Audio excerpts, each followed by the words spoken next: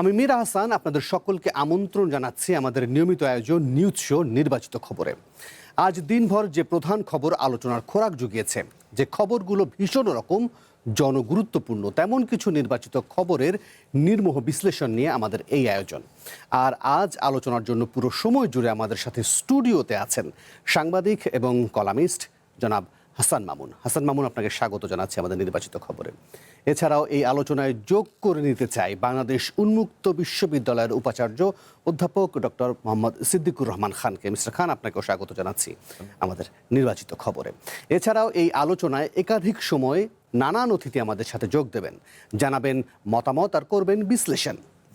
Chittagong circuit হাউসের এক রক্তাক্ত ইতিহাসের অসমাপ্ত অধ্যায় আর অনেক অজানা প্রশ্নের উত্তর জানার সময় কি তবে এলো?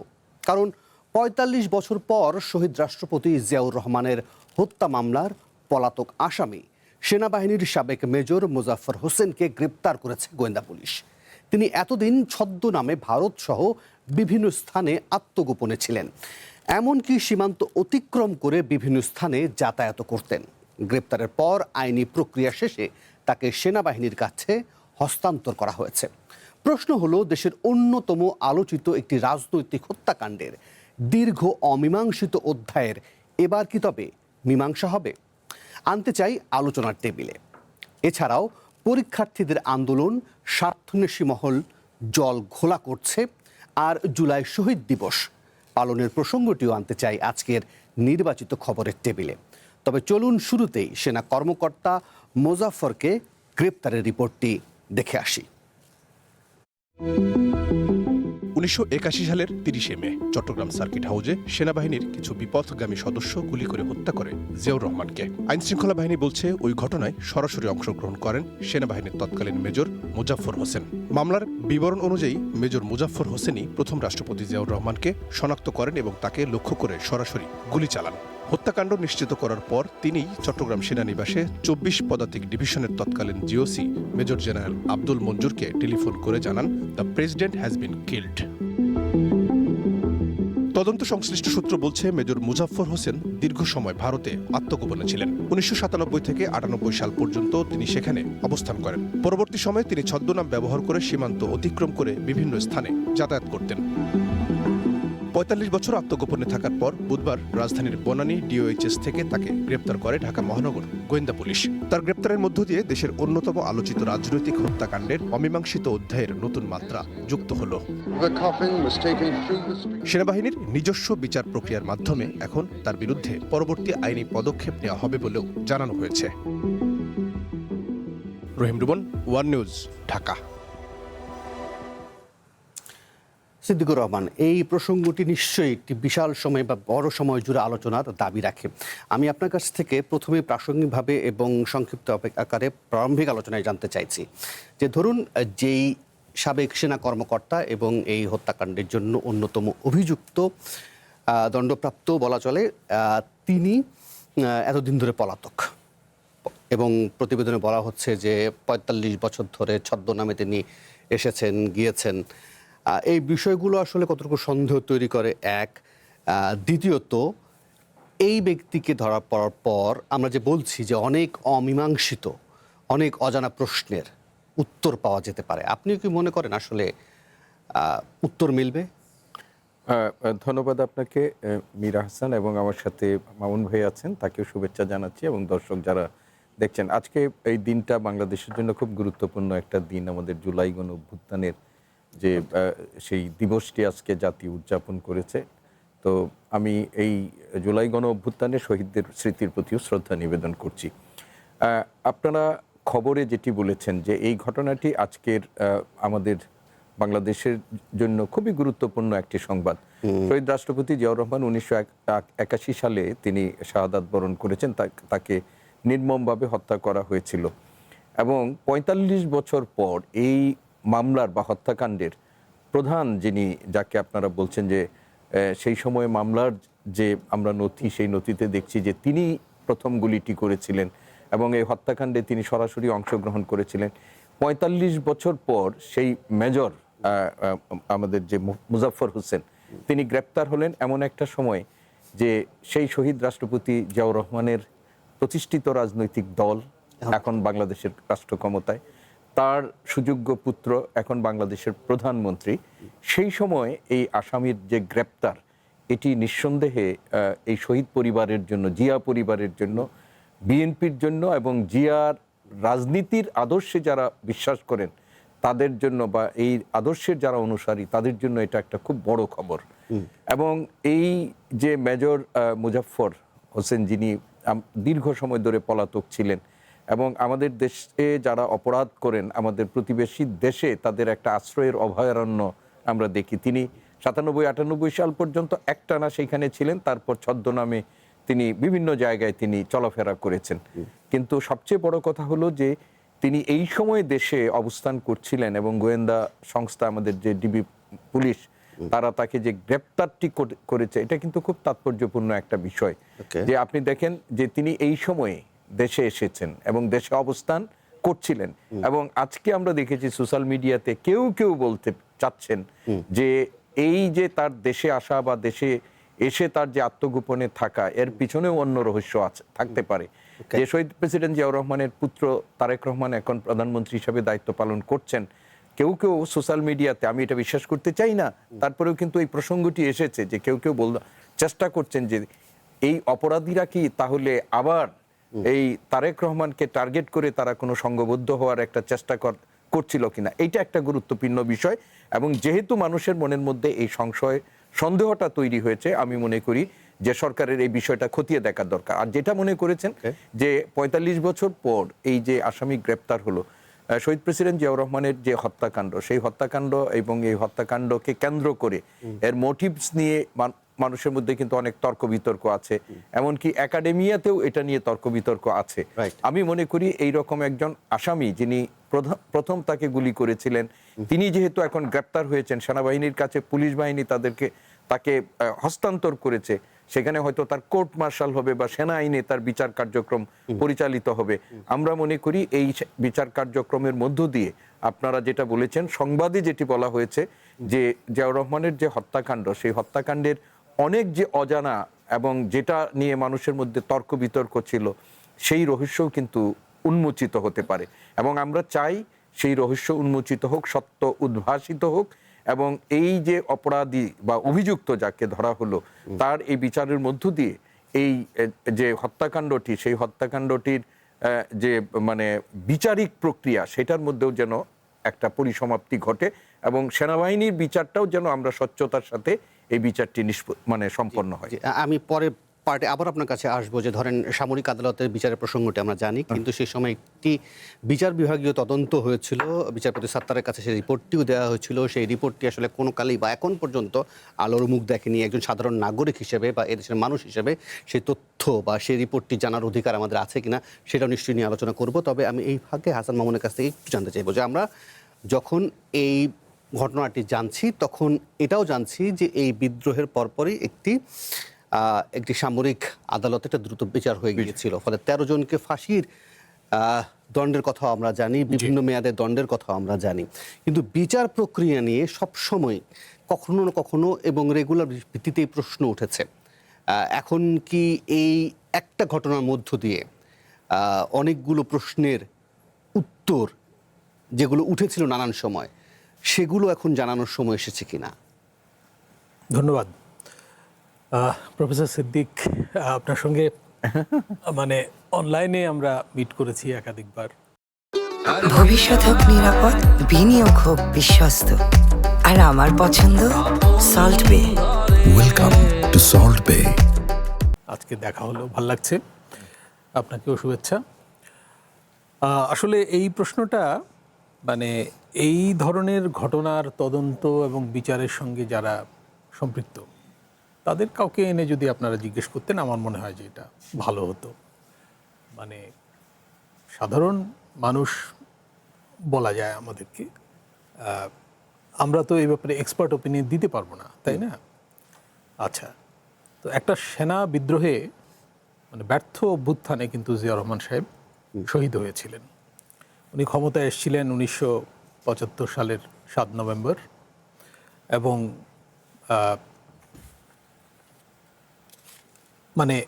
সিপাহীরা তাকে ক্ষমতায় নিয়ে এসেছিল জি। এবং উনি একদল বিপদগামী সেনা সদস্যের মানে অভ্যুত্থান প্রচেষ্টায় নিহত হয়েছিলেন এবং সেটা ঘটেছিল চট্টগ্রামে, ঢাকা থেকে দূরে। তো তাদের উদ্দেশ্য কি ছিল সেটা কিন্তু পরিষ্কার না। তাদের যদি ক্ষমতা দখলের উদ্দেশ্য থাকতো তাহলে হয়তো তারা রাজধানীর কেন্দ্রে, যেমন শেখ মুজিব সাহেবকে খুন করা হয়েছিল সপরিবারে, সেটা উদ্দেশ্যটা ক্লিয়ার ছিল। এটার উদ্দেশ্যটা কিন্তু পরিষ্কার না এবং সেই অভ্যুত্থান কিন্তু দ্রুতই ব্যর্থ হয়েছিল। অভ্যুত্থানকারীদের মধ্যে দ্রুতই বিভেদ তৈরি হয়। আর আমি তখন স্কুল গোয়িং, আমার পরিষ্কার মনে আছে। সেনাপ্রধান ছিলেন এরশাদ সাহেব এবং তারা দ্রুতই কিন্তু আনুগত্য প্রকাশ করেন বিচারপতি সত্তারের নেতৃত্বে যে সরকার পুনর্গঠিত হয় তার প্রতি। এবং মঞ্জুর সাহেব মানে ধরা পড়েন পুলিশের কাছে, সেখান থেকে সেনা সদস্যরা তাকে নিয়ে যায় এবং তাকে মানে ইনস্ট্যান্টলি তাকে হত্যা করা হয়। মানে সেই ঘটনার কিন্তু তাকে ধরে রেখে বিচারে সোপর্দ করা গেলে, মানে জিজ্ঞাসাবাদ করা গেলে হয়তো কিছু বের করা যেত। মানে সেখান থেকে তো সন্দেহের এখন দিকটা ওঠে। হ্যাঁ, এখন প্রশ্ন হচ্ছে যে এই অভ্যুত্থান প্রচেষ্টায় যিনি জড়িত ছিলেন, বলা হচ্ছে যে তিনি প্রথম জিয়া রহমানকে শনাক্ত করেন এবং গুলিয়ে বর্ষণ করেন। জিয়া রহমান সাহেবকে কিন্তু নৃশংসভাবে, মানে যারা তার লাশ দেখেছেন, যারা সেই বিবরণ দিয়েছেন, মানে তার মুখমণ্ডল বিকৃত করে ফেলা হয়েছিল, দেহ ক্ষতবিক্ষত করা হয়েছিল এবং তিনি সহ আরও দুজন সেনা কর্মকর্তা নিহত হয়েছিলেন যদ্দূর জানা যায়। এবং তাদের তিনজনকে এক পাহাড়ের খাদে নিয়ে মানে মাটি চাপা দেওয়া হয়েছিল, মানে কবর দেয়া বলা যায় না সেটাকে। সেখান থেকে তো লাশ উদ্ধার করে ঢাকায় নিয়ে আসা হয় এবং বিরাট জানাজা হয়, যেটা বাংলাদেশের বলা হয় যে মানে বৃহত্তম জানাজাগুলোর একটা। বেগম জিয়ার জানাজাও বড় জানাজা হয়েছে, সেটাও একটা বিশাল জানাজা ছিল। সেই সময়কার জনসংখ্যার অনুপাতে বিরাট ব্যাপার ছিল, এটা আমাদের মনে আছে, এখনও ছবিগুলো আমরা দেখি। তো জিয়া রহমানকে কিন্তু হত্যা করা গেলেও তাকে কিন্তু মুছে ফেলা যায়নি ইতিহাস থেকে। জিয়া রহমান মানে বরং সেই ঘটনার ভেতর দিয়ে আরও মানে প্রত্যক্ষ হয়েছেন ইতিহাসে। তার প্রতিষ্ঠিত দল এখন ক্ষমতায় এবং তার সিদ্দিক ভাই তো বললেন যে তার সুযোগ্য পুত্র তিনি এখন রাষ্ট্র ক্ষমতায় এবং তিনি কিন্তু একটা নতুন ধারায় দেশকে পরিচালনার চেষ্টা করছেন। গণ অভ্যুত্থানের পরে বিএনপি জয়যুক্ত হয়ে, বিপুলভাবে জয়যুক্ত হয়ে ক্ষমতায় এসছে এবং আমরা লক্ষ্য করব যে এই যে একজন ধরা পড়লেন, এটা গুরুত্বপূর্ণ এই জন্য যে তিনি যেহেতু সরাসরি যুক্ত ছিলেন। এখন এই ঘটনা সঠিকভাবে ইনভেস্টিগেট করা হলে হয়তো আপনি যেটা বললেন যে অনেক কিছু জানা যায়নি। আমরা লক্ষ্য করব যে শেখ হাসিনার শাসনামলে কিন্তু এই জিয়া রহমান হত্যাকাণ্ড নিয়ে বিচার নিয়ে অনেক কটূক্তিও পার্লামেন্টে করা হয়েছে এবং বেগম জিয়াকে উদ্দেশ্য করেও করা হয়েছে যে উনি বিচার চান না। আপনার মনে আছে কি? হ্যাঁ, ইয়েস, এটা উনি বিচার চান না, উনি কেন দাবি জানান না, ইত্যাদি ইত্যাদি বলা হয়েছিল। তো যাই হোক, এখন একটা সুযোগ তৈরি হয়েছে ঘটনাটা একটু রিভিজিট করার। এবং কিন্তু এই প্রশ্নটা কি আপনার মনে ওঠে কি না, যে ধরেন ডিবির পক্ষ থেকে বলা হচ্ছে যে তিনি গত ৪৫ বছর ধরে ছদ্মনামে সীমান্তের ওপারে ছিলেন এবং আসা যাওয়া করেছেন নিয়মিত। মানে এরকম মানে আমাদের গোয়েন্দা সংস্থাদের রাডার কি এত দুর্বল যে আসছে যাচ্ছে এরকম একজন চরিত্র? আমাদের গোয়েন্দাদের তো ব্যর্থতা আছে, সীমাবদ্ধতা আছে, প্রযুক্তিগত শুধু না, সামগ্রিকভাবেই সীমাবদ্ধতা আছে। মানে গোয়েন্দা ব্যর্থতা, জিয়া রহমান হত্যাকাণ্ড একটা গোয়েন্দা ব্যর্থতার ফল হতে পারে এবং উনি কিন্তু যথেষ্ট নিরাপত্তা নিয়ে ছিলেন কিনা সার্কিট হাউসে, এই প্রশ্ন কিন্তু অনেকবার উঠেছে এবং আজকেও উঠবে। আজকেও আমি পড়ছিলাম যে যারা এই ঘটনার উপর লেখালেখি করেছেন তারা বলছিলেন যে যথেষ্ট গোয়েন্দা, মানে যথেষ্ট নিরাপত্তা ব্যবস্থা, সিকিউরিটি ছিল না, বিশেষ করে সেনা সিকিউরিটি এখন যেভাবে করা হয়। এটা কিন্তু শেখ মুজিব হত্যাকাণ্ডের ক্ষেত্রেও প্রযোজ্য। উনিও কিন্তু যথেষ্ট সিকিউর ছিলেন না। উনি যদি গণভবনে থাকতেন তাকে হত্যা করা সহজ হতো না, তাই না? এই প্রসঙ্গে আমরা একটু স্মরণ করতে চাই বা বলতে চাই যে তারেক রহমান সাহেবের নিরাপত্তা নিয়েও কিন্তু বারবার প্রশ্ন উঠছে উনি নিজেও অবশ্য বলছেন যে আমাকে নিরাপত্তার নামে জনবিচ্ছিন্ন করা ঠিক হবে না দল থেকে, সমর্থকদের কাছ থেকে, জনগণ থেকে। কিন্তু নিরাপত্তা খুবই জরুরি। এবং প্রফেসর সিদ্দিক যে প্রশ্নটা তুললেন যে এই ভদ্রলোক মানে সেই ধরনের কোনো উদ্দেশ্য নিয়ে এসছিলেন কিনা, যদিও তার অনেক বয়স হয়ে গেছে, আমার ধারণা 80+ উনি। মানে তারপরও যদি কারো মধ্যে প্রতিহিংসা কাজ করে সেটা কিন্তু চরিতার্থ করার চেষ্টা মানুষ করতেই পারে। জি জি, তো সেটা ইনভেস্টিগেট করা প্রয়োজন, আমরা জানতেও চাই। জি, নিঃসন্দেহে। সিদ্দিকুর রহমান, যে প্রশ্নটিকে রেখেছিলাম যে সেই সময় বিচার বিভাগীয় তদন্তের যে প্রতিবেদনটি ছিল, সেই প্রতিবেদনটি জানার অধিকার একজন নাগরিক হিসেবে আমাদের আছে কিনা, পাশাপাশি এটাও একটু যোগ করে দেই যে সেই সময় তৎকালীন চট্টগ্রামের যিনি জেলা প্রশাসক ছিলেন জিয়াউদ্দিন চৌধুরী, তিনিও এটির উইটনেস। তার সাথে আমার নানাদিনভাবে যোগাযোগ করার চেষ্টা করেছিলাম, তাকে পাওয়ার জন্য। তিনি এখন দেশে নেই, অনলাইনেও তাকে যোগ করার চেষ্টা করেছিলাম যে তার কাছ থেকে সেই সময়কার তথ্য জানার জন্য। তো সেই সময় তিনি বলছিলেন যে জিয়া হত্যা বিষয়টি একটা গভীর ষড়যন্ত্রের ফসল। এখন কি সেই গভীর ষড়যন্ত্রটা আসলে কি বোঝার বা জানার সুযোগ তৈরি হলো কিনা? পাশাপাশি যেহেতু সেনা কর্মকর্তাদের হাতে দিয়ে দেওয়া হয়েছে, ফলে মার্শাল কোর্টের বিচার হবে, সেটা তথ্যও কি আমাদের জানার সুযোগ আছে কিনা? দেখুন, এটা তো নিঃসন্দেহে একটা গভীর ষড়যন্ত্রের ফল ছিল, এবং এই ষড়যন্ত্রের সাথে কারা যুক্ত ছিলেন এই বিষয়ে স্পষ্ট না হলেও এই নিয়েও কিন্তু কথা অনেক হয়েছে।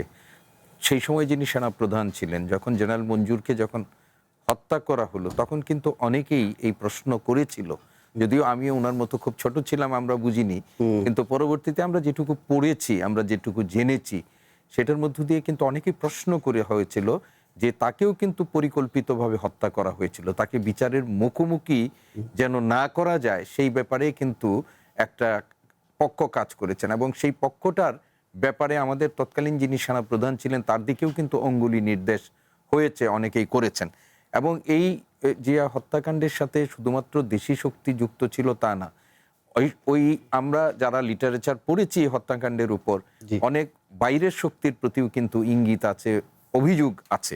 তো মূল কথাটা হচ্ছে যে এই যে একটা বিচার বিভাগীয় তদন্ত হয়েছিল, সেই তদন্তে একটা রিপোর্ট হয়েছিল। আপনি দেখবেন যে সাত্তার সরকার খুব অল্প দিন তিনি ক্ষমতায় ছিলেন, সেনা অভ্যুত্থানের মধ্য দিয়ে তিনি ক্ষমতাচ্যুত হয়েছেন, এবং সেই অভ্যুত্থানটা যিনি ঘটিয়েছিলেন তিনি হচ্ছেন তৎকালীন সেনাপ্রধান। এবং তারপর তিনি দীর্ঘ 9 বছর যে শাসন করেছেন, সেই 9 বছরের শাসন আমলে যে রাজনৈতিক দলটি সবচেয়ে বেশি তার প্রতিহিংসার শিকার হয়েছিল সেটি হচ্ছে বিএনপি।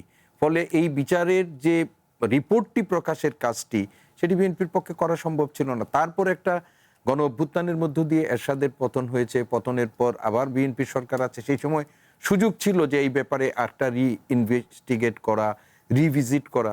কিন্তু এই যে দেখেন, তারেক রহমান সাহেব একটা কথা বলেছেন যে এই সম্প্রতি তাকে একটা সবাই তিনি কথা বলতে গিয়ে বলেছেন যে আমার মা মারা গেছেন, কিন্তু আমি যদি তার কাছে প্রশ্ন করতে পারতাম যে মা, এই যে আমাদের বিরুদ্ধে, আমার পরিবারের বিরুদ্ধে, আমাদের পরিবারের প্রতি যে অন্যায় হয়েছে, সেই অন্যায়ের জন্য আমার কি এখন প্রতিশোধ নেওয়ার প্রয়োজন, তিনি বলতেন, তারেক রহমান বলেছেন, তিনি বলতেন যে এটা প্রতিশোধ না নিয়ে সকলকে ঐক্যবদ্ধ করে কাজ করা। তো এইটার অবশ্যই গুরুত্ব আছে, কিন্তু কোনো কোনো বিষয়ে আমার মনে হয় মানে ওই যেটা করা উচিত সেই ব্যাপারে অনেক বেশি গুরুত্ব দেওয়া দরকার। তো জিয়াউর রহমানের এই যে হত্যা মামলা, এই মামলার রিপোর্টটি প্রকাশিত না হওয়া, এটিকে রিভিজিট না করা, এবং যে সামরিক আদালতে যাদের বিচার হয়েছে সেটা নিয়ে একটু আগে যে মামুন ভাই যেটা বলেছিলেন, শেখ হাসিনা তো সুযোগ পেলেই এটা নিয়ে কটাক্ষ করতেন, এবং বেগম খালেদা জিয়ার ব্যাপারে তিনি যে ধরনের বক্তব্য রাখতেন সেটা খুব শালীনতা বিবর্জিত অনেক সময় হয়ে যেত। তো আমরা মনে করি যে এখন একটা সময় এসেছে যে সামরিক আদালতেও যদি ওনার বিচার হয়, তাহলে আমরা এখন যে সময়ের মধ্যে বসবাস করছি সেই সময়ের মধ্যে এই সামরিক আদালতেও এই বিষয়টা জানার এটা বা জানানো, এটা আমি মনে করি সংশ্লিষ্টদের একটা দায়িত্বের মধ্যে আছে। এতদিন পর্যন্ত পর যখন একটা মানে সম্ভাবনা তৈরি হয়েছে, এবং একজন প্রধান সন্দেহভাজন বা অভিযুক্ত যিনি এখন গ্রেপ্তার হয়েছেন, এবং তার কাছ থেকে যে প্রাপ্ত তথ্য, এই হত্যাকাণ্ডের আমাদের যে ধোঁয়াশা আছে, অস্পষ্টতা আছে, বিতর্কটা আছে, সেটা কিন্তু এইখান থেকে মুক্ত করা, এই ব্যাপার থেকে বের হয়ে আসার একটা সুযোগ তৈরি হয়েছে। এবং এই সুযোগটা সেনাবাহিনীর আদালতেই হবে, কিন্তু সরকারেরও এখানে দায়িত্ব আছে। আমরা মনে করি যে সরকারও এখানে ভূমিকা রাখবেন, এবং এই এখন ওই সরকার ক্ষমতায় আছে যে সরকারকে কেউ ইচ্ছে করলে এই বিষয়টিকে বাধাগ্রস্ত করতে পারবে না। ফলে আমরা মনে করি যে এই আজকের এই গ্রেপ্তারের ঘটনার মধ্য দিয়ে আপনারা যেমনটা প্রত্যাশা করেছেন, জাতি যেটা প্রত্যাশা করছে, আমরা যেটা প্রত্যাশা করছি, যে জিয়াউর রহমান হত্যাকাণ্ডের অজানা যদি কোনো কাহিনী থেকে থাকে, কোনো যেটা সামনে আসা উচিত, সেই ব্যাপারে সংশ্লিষ্ট যারা আছেন, যারা দায়িত্বপ্রাপ্ত আছেন, তারা জাতির এই যে কৌতূহল এটা নিবৃত করবেন, এটা আমাদের সবার প্রত্যাশা।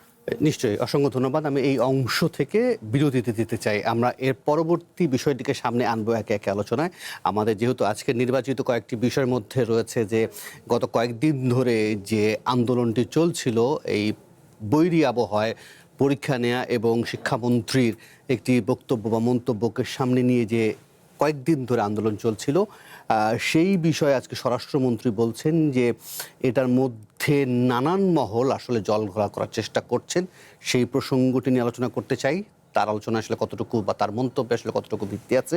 একই সঙ্গে আজকে জুলাই শহীদ দিবস, সেই স্মরণে নানান জায়গায় কর্মসূচি হয়েছে, বেশ কিছু বক্তব্য মন্তব্য এসেছে, সেগুলো নিয়েও আমরা একটু কথা বলবো নিশ্চয়ই। তবে তার আগে নেব ছোট্ট একটা বিরতি, ফিরছি একটু পর। ভবিষ্যৎ হোক নিরাপদ, বিনিয়োগ হোক বিশ্বস্ত, আর আমার পছন্দ সল্ট বে। Welcome to Salt Bay. আবার আমন্ত্রণ নির্বাচিত খবরে। আমাদের সাথে আছেন হাসান মামুন এবং আছেন অধ্যাপক ডক্টর মোহাম্মদ সিদ্দিকুর রহমান খান। আমরা এই প্রসঙ্গে আসছি যে আজকে জুলাই অভ্যুত্থানে শহীদদেরকে নিয়ে যে স্মরণ করা হয়েছে সারা দেশব্যাপী, সেখানে রংপুরের আবু সাইদ থেকে শুরু করে কিংবা ওয়াসিম আকরাম থেকে শুরু করে যত শত শত শহীদ হয়েছেন তাদের স্মরণে বেশ কিছু কর্মসূচি আজকে পালন হয়েছে। সেই কর্মসূচিতে বিভিন্ন রাজনৈতিক দলমত নির্বিশেষে তাদের মন্তব্য, বক্তব্য বা তাদের অভিব্যক্তিগুলো জানিয়েছে। আমরা সেইগুলো শুনি, তারপরে একে একে আলোচনায় আসি। আজকে থেকে 2 বছর আগে আমার ছেলেটা চট্টগ্রাম 16 শহরে গুলিবিদ্ধ হয়। আমরা যে জায়গাতে ছিলাম এই জায়গাতেই আছি, কোনো বিচারের অগ্রগতি দেখছি না। আমরা আশা করতেছি এই সরকারতুন আমাদের বিচারটা পাবো বলে আমরা আশায় করে থাকছি। এই যাত্রাবাড়ি থানার সামনে টিয়ার সেল, সাউন্ড গ্রেনেড, ককলেট, বিস্ফোরণ, যত ধরনের বোমাবাজি ছিল এই থানার থেকে মারছে। কিয়ামতের আলামত আমি দেখছি কিভাবে যে রক্তাক্ত সন্তানরা চলে আসছে, কে যে আহত, কে যে নিহত আমি বুঝতে পারি নাই, কিন্তু আমি জানি না আমার সন্তান গুলি খাইয়ে যাত্রাবাড়িতে এক রিস্কালা বাবা তারে গাড়ির ভিতরে রিস্কার পাওয়ার ভিতরে ফালাইয়া গরু যেমন চামড়া ঝুলাই নিয়ে যায়, আমার সন্তানের দেহটা শিখিভাবে ঝুলাই নিয়ে গেছে। রায় অনেকগুলো হয়েছে, রায় কার্যকর দেখতে চায় বাংলাদেশের জনগণ। এবং আবু সাইদের যে মামলার রায়, সেই মামলার রায়ের আসামি কিন্তু শেখ হাসিনা নিজেও, এবং সেই রায়ে শেখ হাসিনাকে ফাঁসির দণ্ড দেওয়া হয়েছে।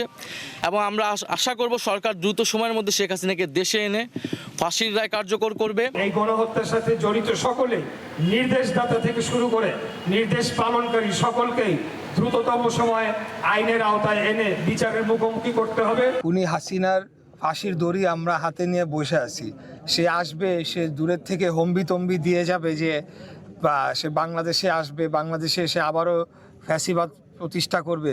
সেটা আমি মনে করি যে কেবলমাত্র তাদের রাজনৈতিক যে তারা যে বিলুপ্ত প্রায় হয়ে চলেছে সেটিকে কোনো রকমে জিয়ে রাখার জন্য এই ধরনের বক্তব্য তারা দিয়ে চলেছে। 2000-এরও বেশি মানুষ শহীদ হয়েছে, তাদের প্রত্যেকের যে প্রত্যেক খুনের যে বিচার সেটি নিশ্চিত করতে হবে। বিশেষ করে খুনি হাসিনাকে দেশে ফিরিয়ে এনে তার বিচার নিশ্চিত করতে হবে। সিদ্দিকুর রহমান, ধরুন আমরা শুনছিলাম আজকে দলমত নির্বিশেষে যারা রয়েছেন তারা তাদের বক্তব্য মন্তব্য দিয়েছেন, বিচার নিশ্চিত করার কথা বলেছেন।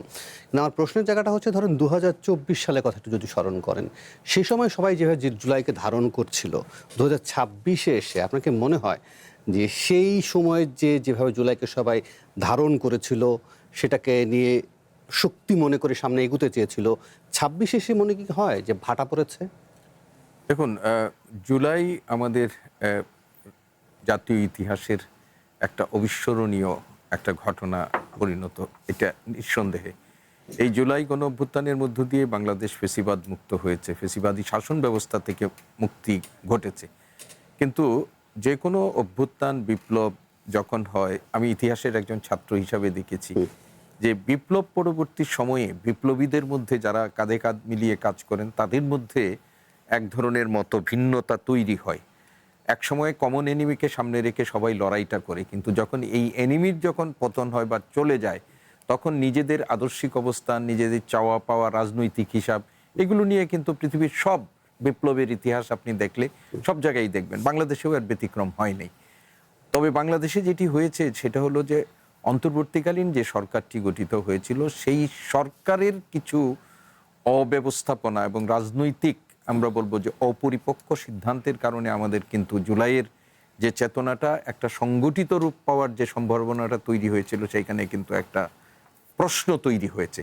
কিন্তু তারপরেও আমি মনে করি যে বাংলাদেশের মানুষের মন থেকে জুলাইয়ের যে প্রাপ্তি, জুলাইয়ের মধ্য দিয়ে যে অর্জন, সেই অর্জনকে কেন্দ্র করে আমাদের মধ্যে যে নতুন বাংলাদেশ বিনির্মাণের একটা স্বপ্ন তৈরি হয়েছে, এটা কিন্তু একেবারে বিলুপ্ত হয়ে গেছে বা একেবারে নিঃশেষিত হয়েছে এমনটা না। সিদ্দিকুর রহমান, সবখানে আমি দেখি যে এই আলোচনা আসলে অন্তর্বর্তী সরকার বা ইউনূস সরকারকে কাঠগড়ায় দাঁড় করানো হয়। সবাই তো জানে যে অন্তর্বর্তীকালীন সরকার ইউনূস সরকার একটি অরাজনৈতিক সরকার ছিল বা যাদের কোনো রাজনীতির অভিজ্ঞতাই ছিল না, ফলে তারা যে এসে এই ভুলভ্রান্তিগুলো করবে এটাই তো খুব স্বাভাবিক হওয়ার কথা। কিন্তু এখনকার যারা আছেন বা যেই পক্ষ দুটি আছেন বা যারা এখন সংসদ চালাচ্ছেন, দেশ চালাচ্ছেন, তারা তাদের নিজের ভুল ভ্রান্তিগুলোও কি কোনো না কোনোভাবে সেই অন্তর্বর্তী সরকারের উপর চাপিয়ে দেয় কিনা? আপনি দেখুন, এটা বাংলাদেশের রাজনীতির একটা চরিত্র আছে। সেই চরিত্রের মধ্যে আপনি যে অভিযোগটা করেছেন যে নিজের অপরাধের দায় অন্যের উপর চাপিয়ে দেওয়ার প্রবণতা রাজনীতিক দল, রাজনৈতিক সরকার, এদের মধ্যে আমরা লক্ষ্য করি। তো এটা বাংলাদেশের রাজনীতির একটা আমরা কি বলবো যে একটা ঐতিহ্য, খারাপ ঐতিহ্য হিসাবে আমাদের মধ্যে আছে। তো এইখানে যে ইউনূস সাহেবের উপর বা আমাদের নিজেদের সীমাবদ্ধতাটা অন্যের কাঁধে চাপিয়ে দেওয়ার যে চেষ্টা নেই বা তৎপরতা নেই, এটা পুরোপুরি বলা যাবে না। কিন্তু এটাও আমাদের অ্যাডমিট করতে হবে যে জুলাই পরবর্তী সময়ে দ্রুততম সময়ের মধ্যে ওই অন্তর্বর্তী সরকার এই জুলাই এর যে আমাদের যে চেতনার কথা বলেন বা জুলাইয়ের মানুষের যে প্রাপ্তির জায়গাটা, যে প্রত্যাশার জায়গাটা ছিল, সেইখানে এটি নিশ্চিত না করে তারা অনেক বেশি অ্যাভিনিউ খুলেছিলেন। ফলে কোনোটাতেই তারা কিন্তু চূড়ান্ত বিচারের সাফল্যের মুখ দেখতে পারেননি। জুলাই সনদ নিয়ে অনেক নাটকীয়তা হয়েছে। 8 মাস ধরে এই জুলাই সনদ নিয়ে অনেক ধরনের ঘটনা তারা ঘটিয়েছেন এবং একটা যে রাজনৈতিক ঐক্যমত্য হয়েছিল, সেই ঐক্যমত্যের বাইরে যে আবার নিজেদের মতো করে সনদ তারা প্রকাশ করেছিলেন। এবং এখন তো বিএনপি বলেছে যে আমরা কৌশলগত কারণে তখন এটা স্বাক্ষর করেছি, একটা কৌশলগত কারণ, না হলে তারা নির্বাচনের দিকেই তারা হাঁটতেন না। এইগুলো তো এক ধরনের। আবার দেখেন এনসিপি কে তারা জুলাই সনদ স্বাক্ষরের কখন তাদেরকে সুযোগটা দিলেন, যখন জুলাই সনদের ব্যাপারে একটা নির্বাচনের মধ্য দিয়ে, গণভোটের মধ্য দিয়ে মানুষ যখন একটা রায় দিয়ে দিলেন, তখন এনসিপি কে দিলেন। ফলে এই যে কতগুলো অপরিণামদর্শী বলবো না, অপরিপক্ক সিদ্ধান্ত, সেইগুলো কিন্তু জুলাই এর পক্ষের যে শক্তিগুলো আছে তাদের মধ্যে কিন্তু বিভেদের ডালাপালাটা আরো শক্তিশালী করার ব্যাপারেও কিন্তু সহযোগিতা করেছে। কিন্তু তারপরে আজকে দেখেন এই জুলাইয়ের যে শহীদ দিবস, সেই শহীদ দিবস সামনে রেখে প্রত্যেকটি রাজনৈতিক দল কিন্তু তারা এই জুলাইয়ের চেতনার কথা বলছেন, এটাকে বাস্তবায়নের কথা বলছেন। এবং এই জুলাই যারা ঘটিয়েছিল, বিশেষ করে জুলাইয়ের যারা পরাজিত শক্তি ছিল, তাদের বিচারের কথা তারা, এই ব্যাপারে কিন্তু তাদের মধ্যে কোনো বিরোধ না।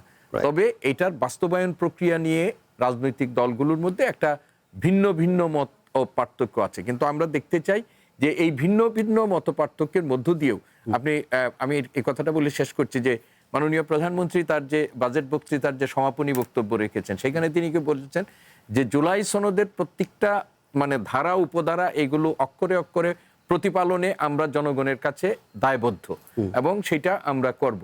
আমরা এখানে বিশ্বাস রাখতে চাই এবং বিরোধী রাজনৈতিক দল তাদের মতো করে যেভাবেই বলুক না কেন, সরকার তার জায়গা থেকে এই প্রতিশ্রুতি মাননীয় প্রধানমন্ত্রীও যেটা পুনরুচ্চারিত করেছেন সেটা বাস্তবায়ন করে তাদেরকে ভুল প্রমাণিত করুক, এটাই আমরা চাই। সংসদের বিরোধী দল জামাতের এই যে জুলাই সনদ বাস্তবায়ন হবে কি হবে না, বিএনপি করবে কি করবে না, এই যে সন্দেহের অবকাশ তৈরি করেন সংসদে, সেটা কি শুধুমাত্র বিরোধিতার ক্ষেত্রে বিরোধিতা করা?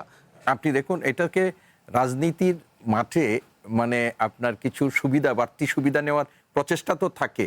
ফলে এর মধ্যে আমরা বলবো যে দেখেন একটা বিএনপি একটা বিশেষ কমিটি করেছে, সংসদীয় সংবিধান সংস্কার কমিটি, তারা ওয়াকআউট করেছে। বিএনপি বলছে যে আমাদের এইটা বেশি, কারণ আগে যে ঐক্যমত্য কমিশন হয়েছিল সেটার কোনো সাংবিধানিক ভ্যালিডিটি নাই, কিন্তু আজকে যেটা পার্লামেন্টে দাঁড়িয়ে করছি সেটা কিন্তু পার্লামেন্ট সার্বভৌমত্বের প্রতীক হিসাবে সেটা করা হচ্ছে।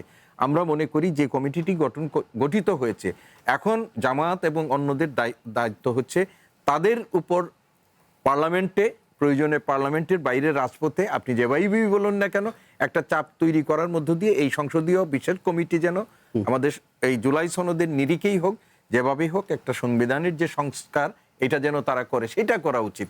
হাসান মামুন, আপনার কাছে ঠিক একই রকমের প্রশ্ন। ধরেন 2024 সালে যে ধরনের জুলাইকে ধারণ করা, 26-এ এসে সেটার মধ্যে কোনো ভাটা দেখেন কিনা? পাশাপাশি এই প্রশ্ন বা এই ধারণের জায়গা থেকে ঘাটতিটাকে এই কারণেই হয়েছে কিনা যে ধরেন একটা সময় যেমন মুক্তিযুদ্ধর চেতনা নিয়ে অনেক ধরনের কার্যক্রম হয়েছে, অনেক ধরনের ন্যারেটিভ তৈরি হয়েছে, অনেক ধরনের সুবিধা বাড়িত আর আমরা অনেক ধরনের উদাহরণ পাই, এখন আবার জুলাই চেতনা সামনে এসেছে, ফলে কি দুটো মুখোমুখি দাঁড়িয়েই আসলে একে অপরকে প্রশ্নবিদ্ধ করছে কিনা? আমি সিদ্দিক ভাইয়ের সঙ্গে একমত হয়ে বলবো যে প্রতিটি বড় পরিবর্তনের পরে সংকট দেখা দেয়। আপনি লক্ষ্য করবেন যে রুশ বিপ্লবের 70 বছর পরে কিন্তু সমাজতান্ত্রিক ব্যবস্থার পতন হয়েছিল, এবং শুধু সোভিয়েত ইউনিয়ন না, মানে গোটা পূর্ব ইউরোপ। এবং এখন সমাজতন্ত্র বলতে যেসব দেশ টিকে আছে সেগুলো আসলে ওই অর্থে ক্লাসিক্যাল সমাজতন্ত্রের ধারণায় ওরা নেই, কিন্তু চায়না যেমন নাই, এবং সবখানে কিন্তু পুঁজিবাদী রূপান্তর হচ্ছে 70 বছর পরে।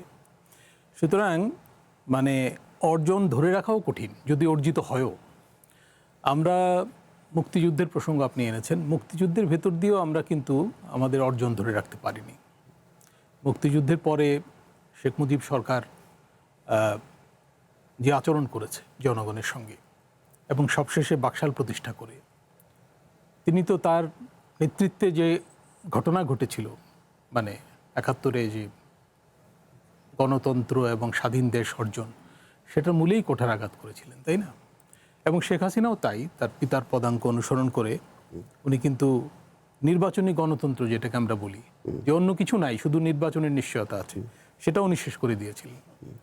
এবং ওটা যদি না হতো তাহলে কিন্তু শেখ হাসিনার স্বৈরাচার বলতে আমরা যেটাকে বুঝি, দেখেছি, এনকাউন্টার করেছি আমরা সবাই, সেটা আমাদের লক্ষ্য করতে হতো না। গুম খুন বলেন, আর্থিক অপরাধ বলেন, যাই বলেন, বিরোধী মত দমন বলেন, বা প্রকৃত বিরোধী দলকে পার্লামেন্টের বাইরে রেখে এক ধরনের মানে তামাশার পার্লামেন্ট চালিয়ে যাওয়া, নির্বাচন করা, ইত্যাদি ইত্যাদি, এগুলো আমাদের দেখতে হতো না। জুলাইয়ের প্রধান অর্জন হচ্ছে যে শেখ হাসিনার যে স্বৈরতন্ত্র, যেটা বাংলাদেশের নিকৃষ্টতম স্বৈরতন্ত্র, সেটাকে উৎখাত করা গেছে। এটা হচ্ছে প্রধানতম অর্জন। এই ব্যাপারে কিন্তু কারো কোনো ভিন্নমত নাই, বা সবারই একই লক্ষ্য ছিল। রাইট, আপনি ফ্যাসিস্টকে তাড়িয়েছেন, হাসান মামুন ফ্যাসিস্টকে তাড়িয়েছেন, কিন্তু আপনার তো কতগুলো লক্ষ্য ছিল যে আপনি বৈষম্যহীন বাংলাদেশ তৈরি করবেন। না, লক্ষ্যের ব্যাপারে কিন্তু আপনি ন্যায় বিচার লক্ষ্যের ব্যাপারে মতভেদ ছিল, লক্ষ্যের ব্যাপারে মতভেদ ছিল। যেমন যারা জুলাই গণ অভ্যুত্থানের নেতৃত্ব দিয়েছিল তারা সংস্কারের এজেন্ডা সামনে এনেছিল প্রবলভাবে, যেমন ফ্যাসিবাদী ব্যবস্থার বিলোপ। কিন্তু যেসব অংশ জনগণের পার্টিসিপেট করেছিল জুলাই অভ্যুত্থানে, তাদের সবার এই ব্যাপারে অস্পষ্ট ধারণা ছিল না। আমি তো বলবো যে বিএনপি মানে এবং তাদের মধ্যে যে মানে ধারণাগত বা চেতনাগত জায়গায় তফাৎ ছিল বলেই ঐকমত্য কমিশন হয়েছিল, অন্তর্বর্তী সরকার চেষ্টা করেছিল এক জায়গায় আনতে, কিন্তু এক জায়গায় তাদেরকে আনতে পারেনি। আচ্ছা, এখন বিএনপি নির্বাচনের মাধ্যমে ক্ষমতা এসছে, এবং তারা তো বলেছেই, যেটা সিদ্দিক ভাই বললেন, যে গণভোটের প্রশ্নে একমত না হলে, বা ওই যে আদেশ দেওয়া হয়েছিল সেটার ব্যাপারে একমত না হলে নির্বাচনটাই আদায় হতো না। তো এই ধরনের একটা পরিস্থিতির ভেতর দিয়ে আমরা এসেছি। এখন যে পার্লামেন্ট হয়েছে, সেই পার্লামেন্টেই কিন্তু সব কিছু নিষ্পত্তি হতে হবে, এছাড়া কোনো বিকল্প নাই। মানে যে গণভোট হয়েছিল সেটার মানে বাস্তবতা এখন আর নাই, অনুপস্থিত। তো পার্লামেন্টের সংস্কার হবে না সংশোধন হবে, এসব নিয়ে বিতর্ক চলছে। তারপর কতদিনে কি ধরনের সংস্কার হবে, রাষ্ট্র সংস্কার কত দূর হবে, এগুলো নিয়ে বিতর্ক চলতে থাকবে আমার ধারণা, এবং আমাদেরকে আসলে যেটুকু অর্জিত হয়েছে নির্বাচনী গণতন্ত্র আমি বলি সেটাকে কিন্তু জারি রাখতে হবে। সামনে একটা স্থানীয় সরকার নির্বাচন আছে অচিরেই 2-3 মাসের মধ্যে, এবং এটা কিন্তু দলীয় সরকারের অধীনে হবে। তো এটা সরকারের জন্য একটা চ্যালেঞ্জ, এটা নিরপেক্ষভাবে অনুষ্ঠান করা। আপনি লক্ষ্য করবেন আমাদের সব রকম সংকট কিন্তু শুরু হয়েছে নির্বাচন দিয়ে, নির্বাচন সুষ্ঠুভাবে না হওয়াকে কেন্দ্র করে সমস্ত সংকট, এবং এর ভেতর দিয়ে কিন্তু বারবার স্বৈরাচার ফিরে এসছে। এরশাদ স্বৈরাচার বলেন, শেখ মুজিবের স্বৈরাচার বলেন, কিংবা শেখ হাসিনার স্বৈরাচার বলেন। নির্বাচনটা যদি আমরা সঠিকভাবে করতে পারি এবং নির্বাচনের মাধ্যমে ক্ষমতার শান্তিপূর্ণ হস্তান্তরটা যদি করতে পারি, এবং যদি পার্লামেন্টকে কার্যকর রাখতে পারি, একটা অর্জন আপনি দেখবেন বড়, এই যে পঞ্চদশ সংশোধনী আমাদের এই যে নির্বাচনী গণতন্ত্রের যে হুচট খাওয়ার ক্ষেত্রে বা এটাকে শেখ হাসিনা অপব্যবহারের যে সেটা কিন্তু ফিরে এসেছে, এবং এটা একটা আমরা মনে করি যে জুলাইয়ের যে আমাদের গণ অভ্যুত্থান এটা একটা বড় এই অর্জন করা যেত। কিন্তু সেই অর্জনের জায়গায় তো আমরা দেখছি যে জামাতের সেক্রেটারি জেনারেল তিনি বলছেন যে আসলে সরকার আসলে জুলাই চেতনা থেকে মুখ ফিরিয়ে নিয়েছে, অর্জনে কিছুই দেখেন না। আর তার বক্তব্যটা শুনেন, দেখি কি বলে উনি। হাসিনা মৃত লাশকে আগুনে পুড়িয়ে ছাই করে দিয়েছে, গুম করেছে, অনেকের খবর হয় নাই। আমাদের বক্তারা বলেছেন আহত লোকেদেরকে হসপিটালে রেজিস্ট্রেশন ছাড়া মর্গ থেকে গুম করে তার নাম তালিকা ঠিকানা কখনো রাখে নাই। টকশোতে বিএনপি এমপিরা জুলাইয়ের চেতনার বিরুদ্ধে কথা বলেন, আওয়ামী লীগের খুনিদেরকে প্রশ্রয় দিয়ে তাদেরকে এই দেশে অনুপ্রবেশ করার পক্ষে সহানুভূতি জানান। তিনি তো বিএনপির মধ্যে আওয়ামী লীগকে দেখতে পান, কি বলবেন? দেখুন, উনি একটা রাজনৈতিক দলের প্রতিনিধিত্ব করেন এবং সংসদে এই দলটি এখন বিরোধী দলের ভূমিকায় আছে, এবং বাংলাদেশের রাজনীতির জন্য রাজনৈতিক নেতারা অনেক কথা বলেন, যেগুলো কথাগুলোর গুরুত্ব অনেক সময় বাস্তবতার সাথে মিল থাকে না। আপনি ধরেন উনি একটা দলের সেক্রেটারি হিসাবে তিনি কথা বলেছেন, আবার বিএনপির চেয়ারম্যান হিসাবে এবং সংসদীয় দলের নেতা হিসাবে, সংসদ নেতা হিসাবে প্রধানমন্ত্রী, উনি একটা রাজনৈতিক দলের ইয়াতে দাঁড়িয়ে কথা বলেছেন, আর প্রধানমন্ত্রী সংসদে দাঁড়িয়ে মানে সংসদ নেতা হিসাবে প্রধানমন্ত্রী হিসাবে তিনি বলেছেন যে বিএনপি এই যে জুলাই সনদের যে প্রত্যেকটা ধারার ব্যাপারে জনগণের কাছে দায়বদ্ধ, এবং তারা এই দায়বদ্ধতার জায়গা থেকে এটাকে বাস্তবায়ন করবে। এবং এর আগেও তিনি কিন্তু অনেকবার বিভিন্ন বক্তব্য বিবৃতিতে তিনি এই কথা বলেছেন যে আমরা জুলাই সনদ অক্ষরে অক্ষরে বাস্তবায়ন করব। এখন তারা বাস্তবায়ন করবে, তারা যে জুলাই সনদে যেভাবে বলেছিল সেইভাবে তারা বলবে, এবং জুলাই সনদে তাদেরকে কিন্তু সেটা অধিকার দেওয়া হয়েছে।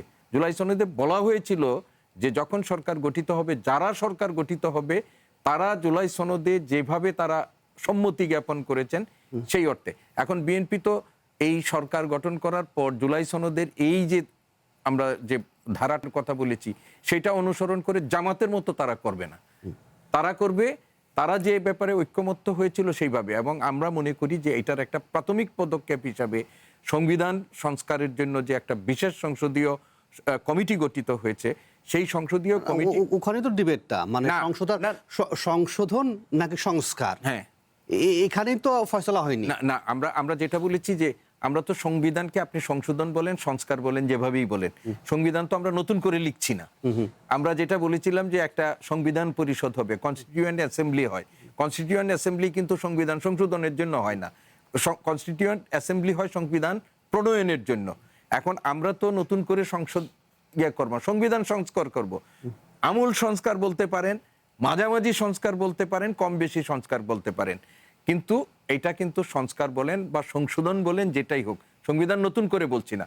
এবং সেইখানে যদি পার্লামেন্ট থেকে গঠিত কোনো কমিটি দায়িত্ব পালন করে, সেইটার গুরুত্ব আমি মনে করি সাংবিধানিকভাবে লিজিটিমেসির দিক থেকে ঐক্যমত্য কমিশন, যেটার কোনো আমাদের সাংবিধানিক লিজিটিমেসি ছিল না, এইটার চেয়ে বেশি কার্যকর হবে। এখন আমি মনে করি যেটা ব্যক্তিগত, এটা আমার মত, আমি বলছি যে বিরোধী দলের এখন উচিত হবে যে তারা এই কমিটিতে হয় তারা নিজেরা পার্টিসিপেট করবে, সেখানে তাদের প্রতিনিধিত্ব যেন নিশ্চিত করা যায়, সেটা পার্লামেন্টে সরকারকে চাপ দিয়ে তারা সেইখানে অবস্থান নেবেন। এর বিকল্প হিসাবে আপনাদের মধ্যে তো খালি দেখছি ওয়াকআউট করছেন এই না বিষয়ে। এই না, কিন্তু আপনারা এগুলো রাজনৈতিক কথা বলেন। আপনি দেখেন সংসদে এইসব ইস্যুতে তারা যতদূর জোরালোভাবে কথা বলা দরকার, বাইরে এসে এক ধরনের কথা বলেন, কিন্তু সংসদে কিন্তু তারা সেইভাবে কথা বলেন না। এবং জামাতের আমির অনেক সময় বলেছেন যে সরকারকে এটা করব, কিন্তু তারা কিন্তু আবার যখন পার্লামেন্টের ভেতরে যখন কথা বলেন তখন কিন্তু অন্য ভাষায় কথা বলেন। তো ফলে আমরা বলি যে এখন একটা সুযোগ বাংলাদেশের তৈরি হয়েছে যে সংসদ এখন কার্যকর সংসদ। সেই সংসদে আমরা এখন যে জুলাইয়ের এটারও আমরা বলতে পারি যে অধিবেশন থেকে বের হয়ে এসে বিরোধী দলীয় নেতা এবং সংসদ নেতা তারা হাত মিলিয়ে একসাথে দাঁড়িয়ে কথা বলেন। বাংলাদেশের রাজনীতির সংস্কৃতিতে বহুদিন আমরা এগুলো দেখি না। তো আমরা এটাকে কাজে লাগানোর ব্যাপারে সরকার এবং বিরোধী দল দুই দলেরই এটার ভূমিকা রাখা হাসান মামুন, আমাকে একটু সময় দেবেন, একটা বিরতি নেব, বিরতির পর ফিরে সেই বিষয়ে একটা মন্তব্য জানতে চাইবো। একই সঙ্গে আমরা গত কয়েকদিন ধরে যে আন্দোলন চলছে সেটি নিয়ে যে স্বরাষ্ট্রমন্ত্রীর পর্যবেক্ষণ মন্তব্য, সেটার আসলে কতটা ভিত্তি পাওয়া যায় সেটা নিয়ে আলোচনা করতে চাই। নেব ছোট্ট একটা বিরতি, ফিরছি একটু পর। ভবিষ্যৎ হোক নিরাপদ, বিনিয়োগ হোক বিশ্বস্ত, আর আমার পছন্দ সল্ট বে। Welcome to Salt Bay. আবার আমন্ত্রণ নির্বাচিত খবরে। আমাদের সাথে আছেন হাসান মামুন এবং আছেন ডক্টর মোহাম্মদ সিদ্দিকুর রহমান খান। হাসান মামুন, আমরা গত কয়েকদিনের আন্দোলনের বিষয়ে যে কথা বলেছেন স্বরাষ্ট্রমন্ত্রী, সেই বিষয়টিতে যাওয়ার আগে আপনি বলছিলেন যে সংবিধান সংশোধন এবং সংস্কারের যে প্রসঙ্গটি খুব আলোচনায় চলছে, সেটা নিয়ে ছোট্ট মন্তব্য করতে চান, তারপর আমি ওটাতে যেতে চাই। আমার বক্তব্য হচ্ছে যে আপনি যদি জুলাই সনদের কথা ভুলেও যান, বিএনপির কিন্তু উচিত হবে না তার 31 দফা বিসর্জন দেওয়া। না, সে তো দেবে না বলছে। 31 দফায় যে অঙ্গীকারগুলো ছিল ধাপে ধাপে সেগুলো বাস্তবায়ন করা বিএনপির কিন্তু দায়িত্ব, এবং নির্বাচনী ইশতেহারে যেগুলো ছিল সেগুলো। আর মাঠে থাকা রাজনৈতিক দলগুলোর সঙ্গে যেসব পয়েন্টে বিএনপি একমত হয়েছিল, মানে সর্বান্তকরণে, সেই সংস্কারগুলো করা এটা জরুরি। আর পাশাপাশি আমি বলবো যে অর্থনৈতিক সংস্কারেও কিন্তু বিএনপিকে এগিয়ে যেতে হবে। আজকে আইএমএফের একটা মিশন কিছুদিন ছিল এখানে, তারা চলে গেছে এবং চলে যাওয়ার আগে তারা কিছু গুরুত্বপূর্ণ পর্যবেক্ষণ দিয়েছেন।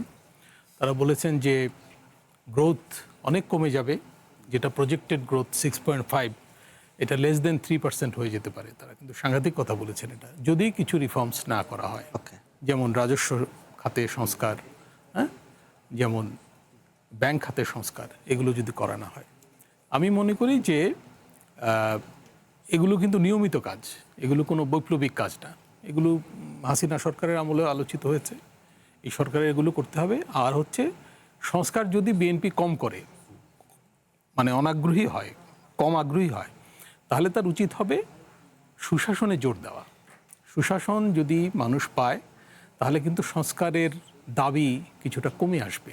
আমার মনে হয় যে সংস্কারের চাপটাও অপোজিশন সেভাবে দিতে পারবে না। এই একটা কৌশলগত প্রশ্নে বিএনপি অগ্রসর হতে পারে। অসংখ্য ধন্যবাদ। আমার পরের প্রসঙ্গে যাই, যেটা হচ্ছে যে গত কয়েকদিন ধরে এইচএসসি পরীক্ষার সময়কে যে আন্দোলন চলছে, সেখানে স্বার্থান্বেষী মহলের জল ঘোলা করার প্রচেষ্টা দেখতে পাচ্ছেন স্বরাষ্ট্রমন্ত্রী। তার বক্তব্যটা আমরা শুনি একটু। ইন্টারিম গভর্নমেন্টের সময় দেখা গিয়েছে যে সচিবালয়ে ঢুকে গিয়ে পরীক্ষা স্থগিত করা বা বিনা পরীক্ষায় পাশের ঘোষণা নেওয়া, এই সমস্ত একটা অপকালচার তখন দেখা গিয়েছে, যেগুলোকে তারা হয়তো নিয়ন্ত্রণ করতে পারেনি, যার কারণে তারা এখনো সেই টেন্ডেন্সিটা বহাল রেখেছে।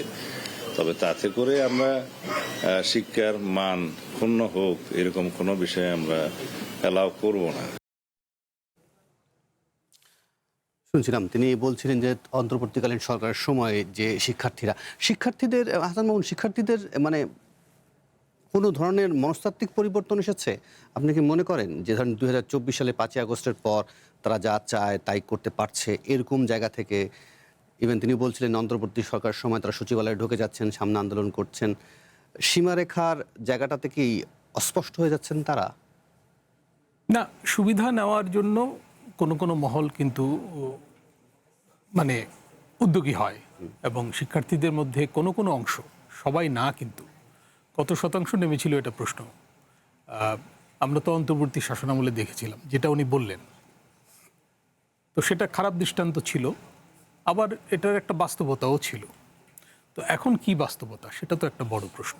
এখন বন্যা পরিস্থিতি একটা ছিল, এটা কিন্তু বন্যা বলা যায় কিনা এটা নিয়ে মানে যারা বিশেষজ্ঞ তাদের মধ্যে বিতর্ক আছে। এটাকে ফ্ল্যাশ ফ্লাড বলা হয়, মানে অতিবৃষ্টিজনিত এবং ঢলজনিত ইত্যাদি। এটা বেশিক্ষণ থাকেও না, তো থাকেও নি, পানি কিন্তু নেমেও গেছে। পানি নেমে যাওয়ার পথগুলো যদি ঠিকঠাক থাকতো তাহলে কিন্তু আরও দ্রুত নেমে যেত। সংকটটা তো ওইখানেই যে আমরা প্রকৃতি বিরুদ্ধ কার্যকলাপ করে সংকট তৈরি করেছি। যাই হোক, এবং সারা দেশ জুড়ে হয়নি, মূলত চট্টগ্রাম বেল্টে বন্যাটা হয়েছে এবং সিলেটের কিছু এলাকায়। তো সেখানে তো পরীক্ষা স্থগিত করা হয়েছে, এর বাইরে পরীক্ষা চলছিল এবং একদিনের ঘটনা নিয়ে সংকট দেখা দিয়েছে। আর প্রশ্নপত্রে একটা ভুলের বিষয় ছিল, আর শিক্ষামন্ত্রীর একটা অযাচিত মন্তব্য ছিল। আমাদের মানে নীতি নির্ধারক মন্ত্রীদের আসলে কথাবার্তায় সতর্ক হতে হবে। এখন তো সব কিছু ফাঁস হয়ে যায়, তাই না? আগেকার যুগ তো নাই। তো এখনকার জেনজিদের মানে মনস্তত্ত্ব বুঝে একটু কথাবার্তা বলতে হবে আমার মনে হয়। এই পরিস্থিতি ঘোলাটে হওয়ার পেছনে কিন্তু এই মন্তব্যটা একটা কারণ ছিল। আমরা তো ওই যে ককরোচ আন্দোলন দেখেছি ভারতে, তো এগুলো বেশি দিন স্থায়ী হয় না, কিন্তু একটা অস্থিরতা তৈরি করে। আর মানে অটো পাসের দাবি, পরীক্ষা না দেওয়া, পরীক্ষার প্রশ্নপত্র কঠিন হয়েছে কি সহজ হয়েছে, এই বিষয়গুলো কিন্তু খুবই দুর্ভাগ্যজনক।